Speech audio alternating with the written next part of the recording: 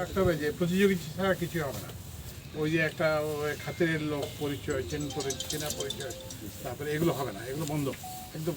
ওই যে আপনারা দেখছেন তো, ওই যে আমি 2010 সালের যে আইন ওটার কার্যকারিতা, এগুলো বলছি যেগুলো আছে সেগুলো চলবে, কিন্তু যেটার ফিউচার আসবে তো ওইটা ইতিহাস।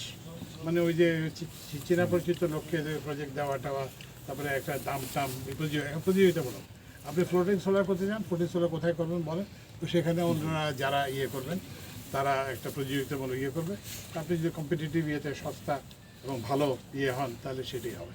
এখন কিন্তু আর কোনো হবে না, মানে কোনো রকম প্রতিযোগিতা ছাড়া, কারণ এটা একটা অসম্ভব একটা পরিস্থিতি হবে। আমরা আসছি যে আমরা দিতে পারছি না, টাকা নেই। কারণ হচ্ছে এটা আর আগে আরেকটা অসুবিধা, আরেকটা ছিল এই ধরনের, সেটা হলো যে ওই যে এখান দিয়ে একটা বেশি দামে জিনিস কিনতো, আর ওখানে একটা গভর্নমেন্ট একটা পাওয়ার নিয়েছিল পাওয়ার প্রাইস বাড়ানো। তো এখন কিন্তু মানুষ আশা করে না যে আমরা বিদ্যুতের দাম বাড়াবো। তো সুতরাং ওই জন্য এখন একটাই মাত্র আমাদের রাস্তা। তো আমি ওইটা